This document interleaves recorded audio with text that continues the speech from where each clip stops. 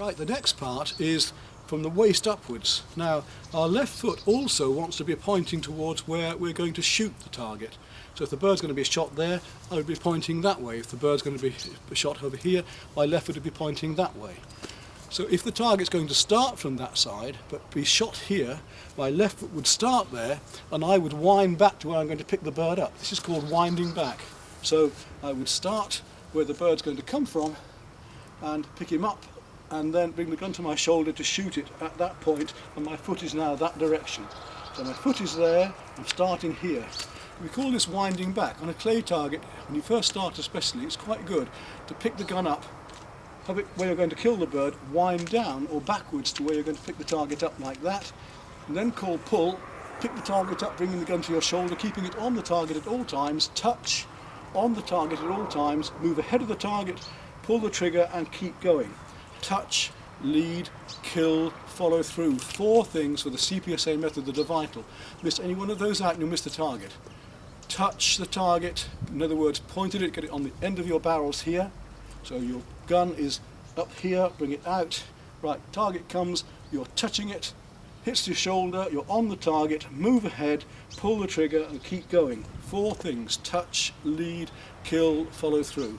Doesn't matter which way it's going, you're going to shoot ahead of it. Imagine, as I'm going to show you shortly with the shot spread, that you're spreading the shot in front of the target and the target's going to run through it. So when you pull that trigger, just imagine you're almost throwing that shot out to the end of the gun. The shot will come out in a large pear shape. It comes out and spreads more and more, depending on the chokes in the end of the gun, and I'll discuss those as well, as to how quickly the shot will spread. And not only does the shot go through the clay comes through the shot in one movement. And I'll show you some still photographs of the shot actually coming out of the gun in this little demonstration, and how the target goes through it as well as it goes through the target. In the other parts of the video we've gone into shot sizes and what we should be using and the weights of the cartridge, different weights and different types for different sorts of shooting. As there are different types of shotgun, and we'll discuss those as well.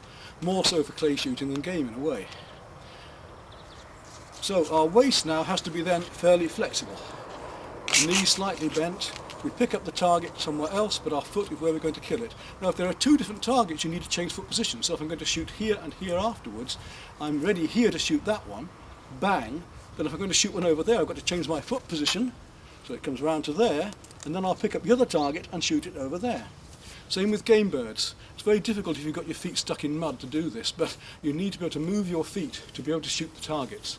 It is possible within a certain range to still be comfortable, but imagine that if you're going to shoot here and my feet are now in this direction, when I come over there I'm going to fall over. In other words, once I bring the gun from there to there, my feet being here now, look, I'm going to fall over that way.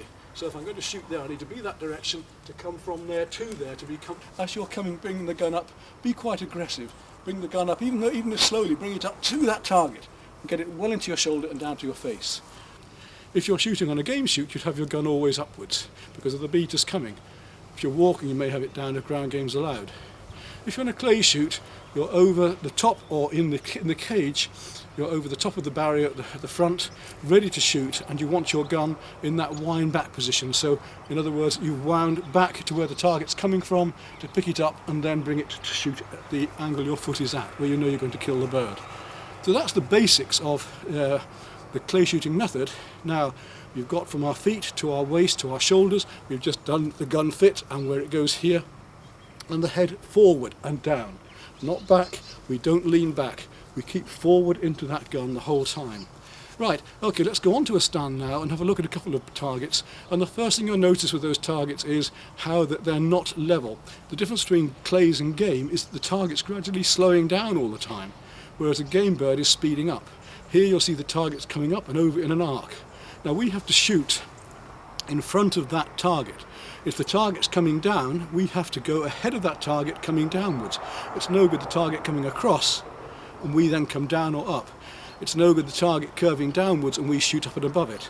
So if we pick up the target here, like that with the end of the gun, and the target's doing that, then the gun has to do that ahead of it. If the target was going up like that, then we have to come up ahead of the target with the gun.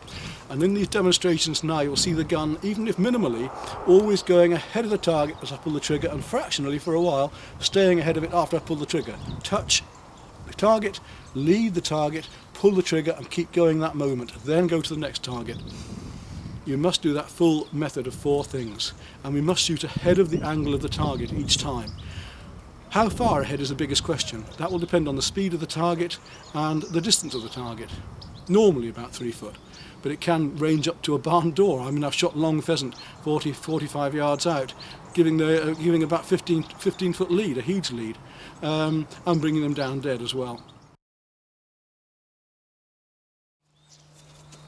Now, something that is very important to shotgun shooting is the master eye. I know that we shall discuss the fact that if you just point in that direction, as you do with your finger, then naturally your gun will go there. And it's quite different to rifle shooting or archery or anything else like that, where you'll close one eye possibly and just make sure you're looking only down through that line of sight with your main eye, your master eye. With shotgun shooting, the gun's going to be in the peripheral vision of your eye more. You're going to be concentrating more on the target, and the gun has to be far more natural than with a rifle or looking down a scope. Knowing your master eye is very simple to do. We have to have either left master eye, right master eye, or equal vision. If I asked you to point with your finger now, like that, and I put my finger here and I said point your finger at my fingernail, I could then close this eye and watch where your finger goes.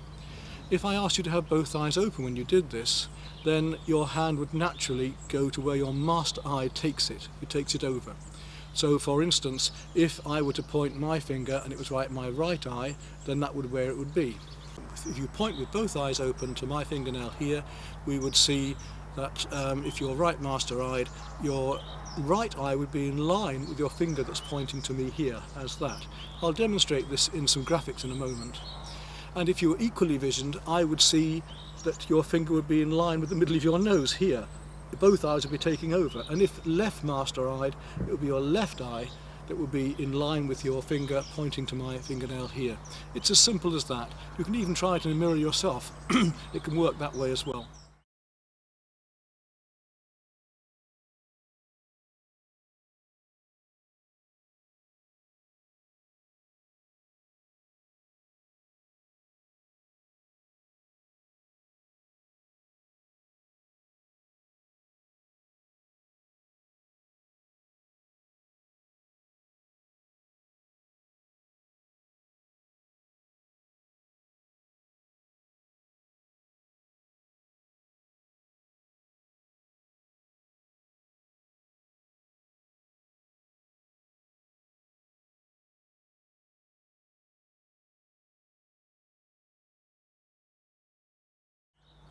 So, why is this important?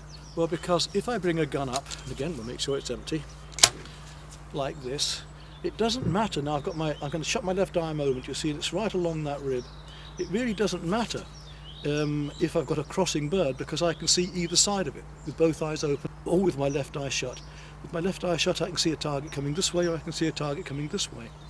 The important time is when you have to come through a target. In other words, a target is going above us and we are going to have to shoot ahead of it. And you can see now that my gun goes beyond my eye and it's blocked out, in this case my entire face, but it blocks out that right eye. So we can't, if our left eye is shut, I cannot see the target below. If my left eye is open, I can see the target below it. And however far past I come, I can still see it. Now there's several ways around this. You can just close the left eye down a bit to make the right eye become more predominant. Not easy to do, with a bit of practice you can do that. Gradually, if you do this more and more and more, your right eye becomes stronger and you become naturally able to do that. If not, then you're going to have a job with those driven birds and just how far past you go, because you won't know exactly as you move through that bird how much below the barrel it is. Again, I'll show this with graphics for you now. Well, as you'll see from this crossing bird, you can see the target the whole time, left and right of the barrel, because it's on top of the barrel. It's only when you have a driven bird or a bird going up and away and you have to shoot ahead of it that you have a problem.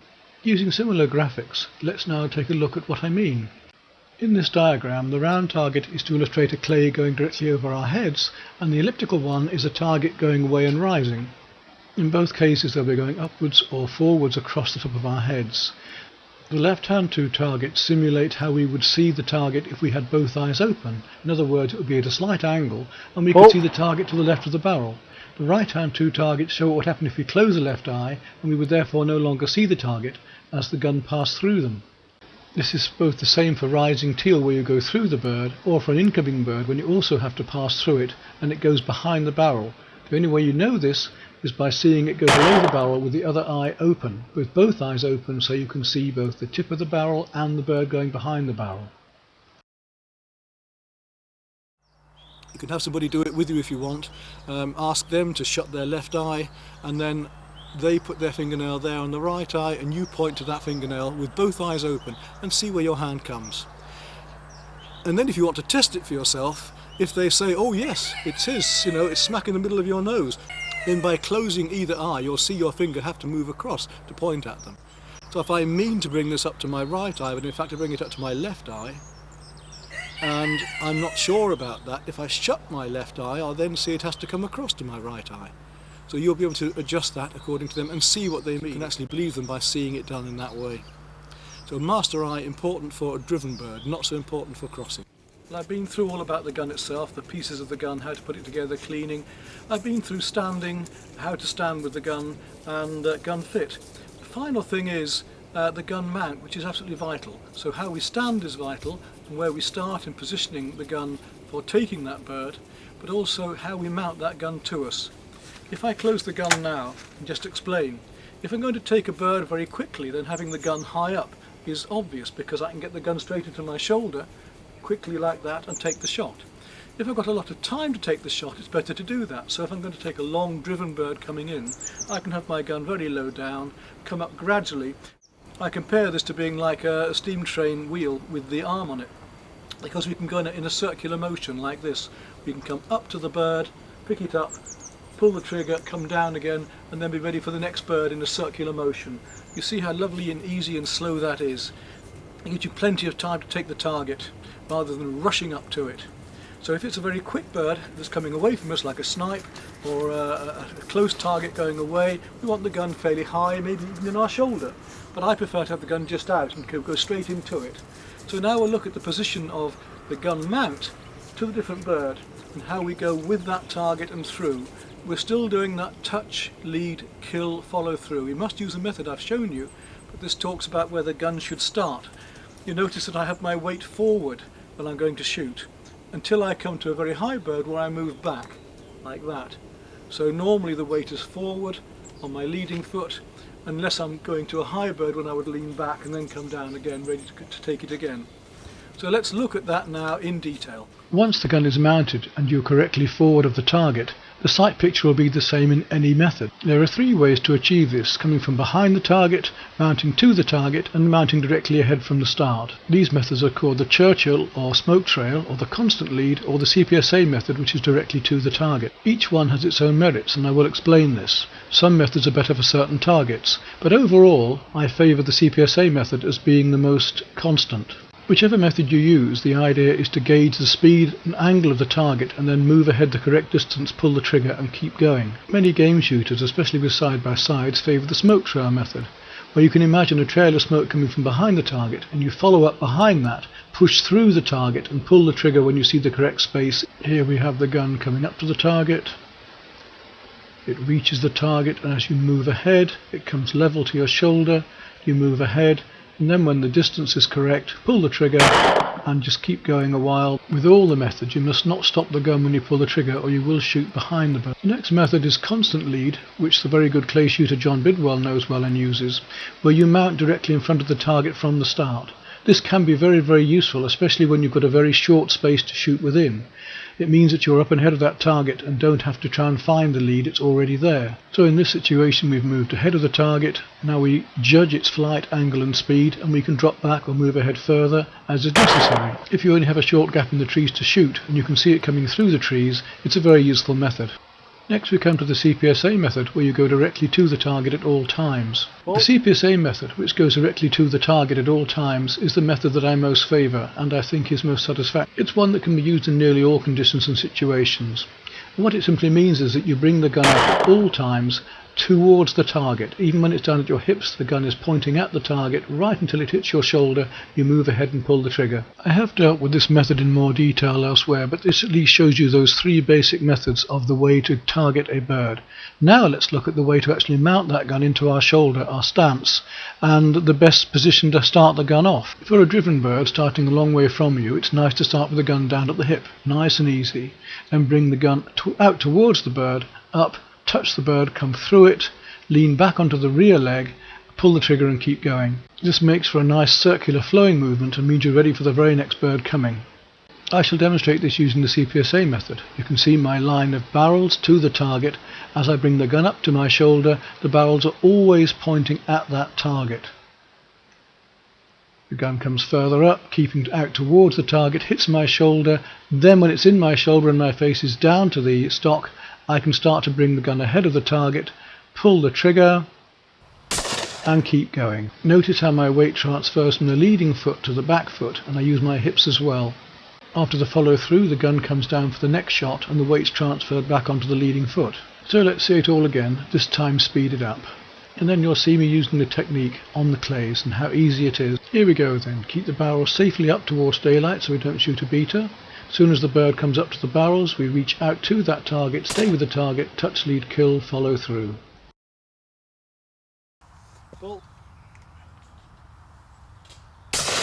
Usually the faster the bird, the less time we have to get the gun up. So if a bird's going away very quickly, we need to have the gun fairly high to start with, especially if a bird's going away from us, as this target is here. You could start with the gun in your shoulder, but I prefer to have a bit more flow and start with it just out of my shoulder. One main word of advice from me here is not to let the target get past you, to ambush the target on the way. You don't want to be chasing after a target.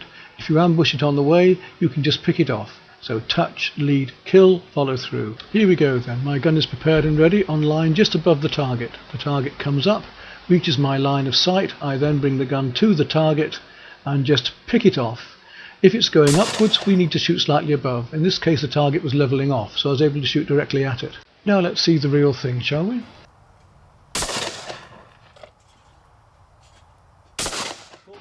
In the case of an even faster bird going away, we have the gun even higher, maybe only an inch out of my shoulder, so I can bring the gun straight in and be straight onto that target. Don't let it get past your barrels. Make sure that your gun is ready to ambush it on the way. Again, another word of advice, don't hesitate, trust your eyes. Once that barrel touches that target, either moves ahead or you're ready, pull that trigger, don't wait. If you're clay shooting, bring the gun back to the ready position immediately for the next target. With the crossing bird, remember how important your foot position is. Your leading foot should be where you're going to kill the target. Then you wind back to where the target is starting from, pick up the target, move across with it, move ahead of it, pull the trigger and keep going and follow through. Here you see my weight is forward on that left leading foot and I'm pushing with my right shoulder. If the bird is coming left to right, I'll be pushing with my left hand more. And then bring the gun down ready for the next bird. If the bird's a different target, you may need to change your foot position. Here we go then, the gun's up and ready, touch, lead the target, kill and follow through.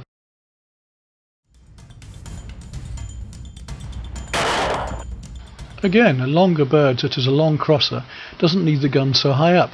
We've got lots of time, so we want to flow with the target, get the angle and speed of the target correctly. If you're on a clay shoot, practice that swing first, practice the arc of the bird, so wind back to where it's coming from, then pick it up, keep it at the end of your barrels. As you mount, make sure the barrels are always pointing at the target. Move ahead of the angle of the target, then pull the trigger and keep going.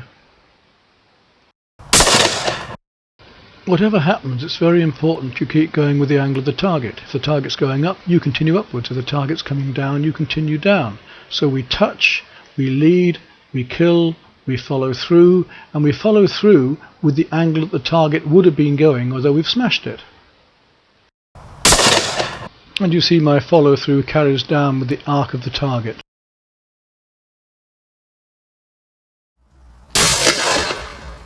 So here we have a high going away bird and a right to left crosser, fairly high. And again,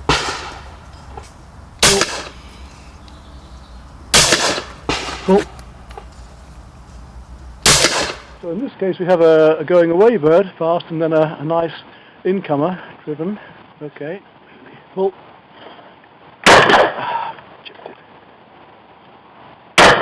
Pull.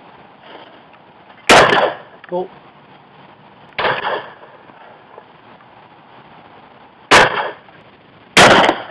Pull. Now we can go for the teal. Pull. Pull. Pull.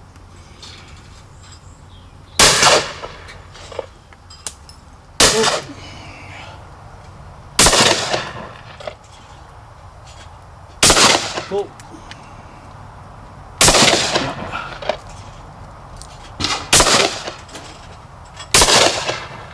Pull.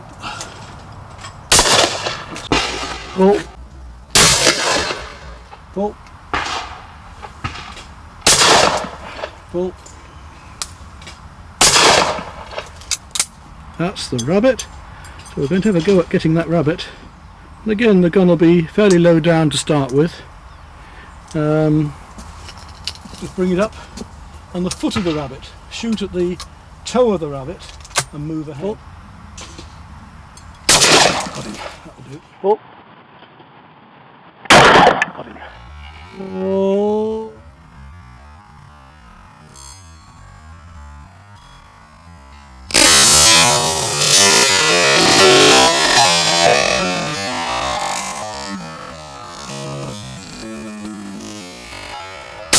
Got him. That'll do.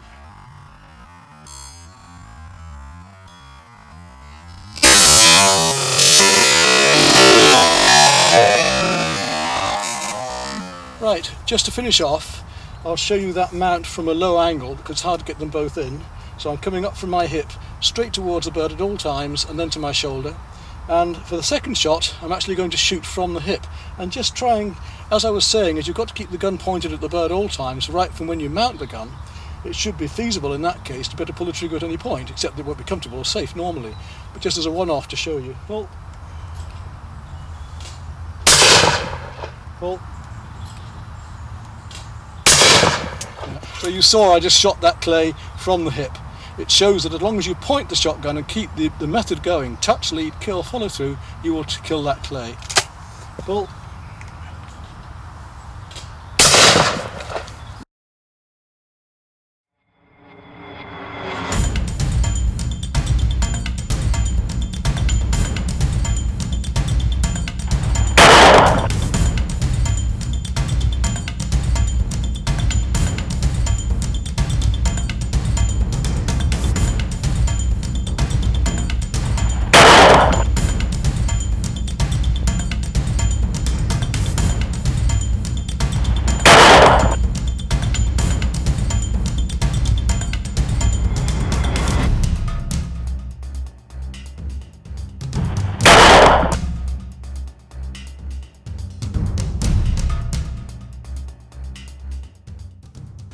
Notice the method we discussed of winding back here, of taking the gun in a practice movement along the line of the target and then coming back, reversing back from where you would pull the trigger or smashing the target to where you would start again, so that it's a natural easy flow.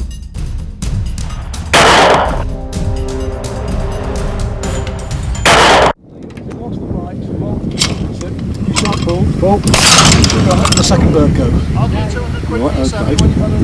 Because you can do these and you know what you're doing wrong now. You can see you shot to the right of that because you didn't keep the gun going ahead. So away you go now. When you're ready, don't take your time. Pull. Right, both of those were to the top and above. Forward, that's it. Lean into it. Spear that target. Push into that target. Pull. There you go, and again, up again. Ready? Here you go. Now, there you go, perfect. So, that's it.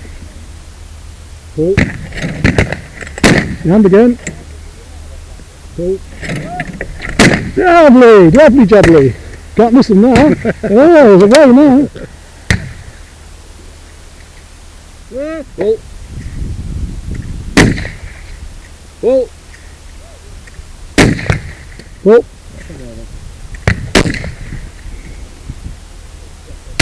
Whoop. Whoop.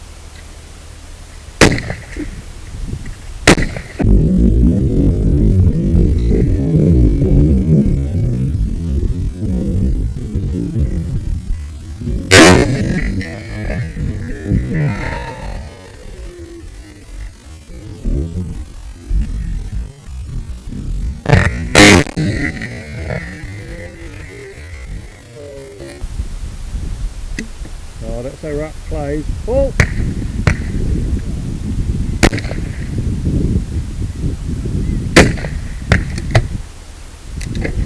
Whoop!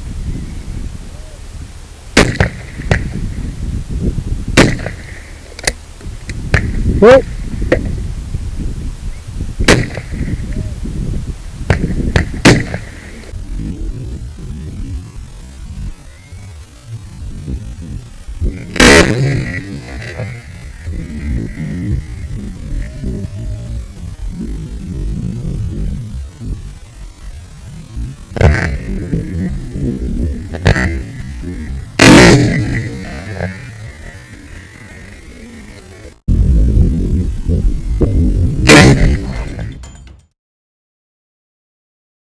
Okay, let's start with the kit and equipment you might need for game shooting. Obviously, most of this shooting is going on when the weather is not quite so clement, or normally autumn into winter. You might have a very hot day, or you might have cold winter, snow and rain, hail even. So you've got to be able to withstand all of this. Equally, you've got to be up to the correct social occasion. That might be just a rough shoot where you'll need just a barber or wax jacket and a couple of wellies, or it might be a more formal driven shoot or guest shoot where you might need your tweeds, breeks and some decent clothing, even brogues or better clothing for lunchtime or dinner with your host. It's well always to look at the social part of it and make sure that you don't insult this wonderful occasion that you've been given a gift of if you're a guest. If it's a driven shoot, there's going to be a lot of times when you're either walking to the peg or you're standing at the peg, and I like to have, because of my bad back, a shooting stick to sit on. If worse comes to worse, I can even shoot from it. This may seem common sense, but make sure you have enough cash with you. The beaters will need paying. You can always ask the keeper at the beginning or the shoot captain as to how much the day requires normally for that as a gift. You may want hearing protection as well. I like the radio one so that I can hear what's going on around me. Don't do the most obvious and leave the obvious things behind, like your gun, and make sure you've got plenty of cartridges. Nothing worse than turning up with too few cartridges. It makes the host feel you're not expecting many birds on the day. I'll give the rest of my advice and discuss formalities during the rest of this film.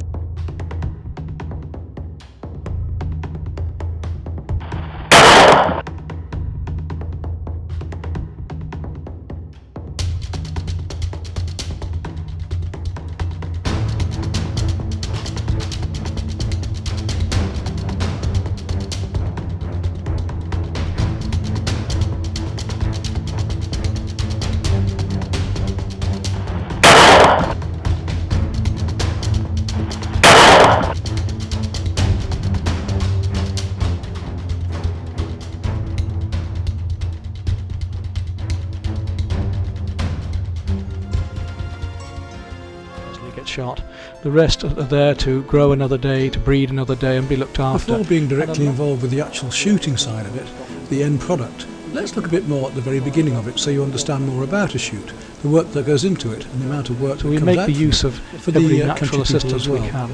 A wire fox cage here, which never was very successful. We always do better if we have a fox problem by either wiring. That you see in the countryside now. Here's one of the many dozens of potholes that we make to allow the peasants in and out, but keep other stray animals not quite as easily. Each one takes hours to make.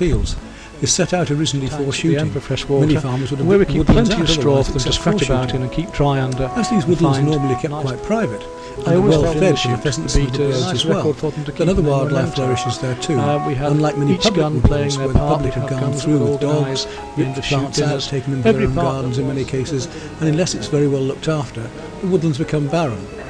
A pheasant shoot in woodland has plenty of wildlife in it. It has the four-legged animals as well, the deer and so on, and it's well managed. The rides are kept clear, and the birds and the pheasants are always fed anyway, so other birds profit by that. Pheasants are not indigenous to this country, and in fact in many places have difficulty breeding wild, so they simply wouldn't be there. We reckon on about 40% are being killed or harvested from the birds we put down. Where do the rest go? Have a happy life, get eaten naturally. It was also meant to be a very good social event. We had different guns visiting us. Our own guns could bring guests, I could have guests. That meant that we were invited back to other shoots throughout the country as well. And of course it was a pleasant day out, having a walk around the countryside in different times of the weather. And there were plenty of times where accidents could happen. The woodland's one of them. In the woodland we have a line of guns going behind a line of beaters. Only a few guns behind. You have to walk very carefully and make sure the guns are pointed in the right direction. We always make quite clear as to what animals can be killed and cannot be killed, and of course that things are done safely. So there's a tremendous amount of work behind a shoot, not only in setting up the actual shoot, the pens, how things are going to be done, organisation, the guns, who pays for what, who does what and when, the organisation of beaters, food on the day, lunchtime, transport, and this work is going on throughout the season, whether it be gamekeeping, keeping vermin down, the control of foxes and so on, maintenance, a lot of work to do to build up for these 7 or 8 days a season on a smaller shoot like this. And the form is that at the end of the day, however expensive the shoot, however much you've paid, you get one brace of birds to choose from. That's it. The rest of the birds are sold to make money back for the shoot again. So they go back to the public, back to the table. Here's some rat damage on the maize, we have to deal with those. Game shooting doesn't have to be very expensive. It can range from a simple rough shoot with just a few friends to a very large driven shoot where you pay hundreds of pounds. But there are several perks to the trade, if you like. There are lots of natural and wild things that grow or are part of the shoot that we can also use as food for ourselves. As I say here, the blackberries, mushrooms and wild berries and sloes and nuts around the shoot, but also the sweet corn and maize, which at a certain time of year, the autumn there,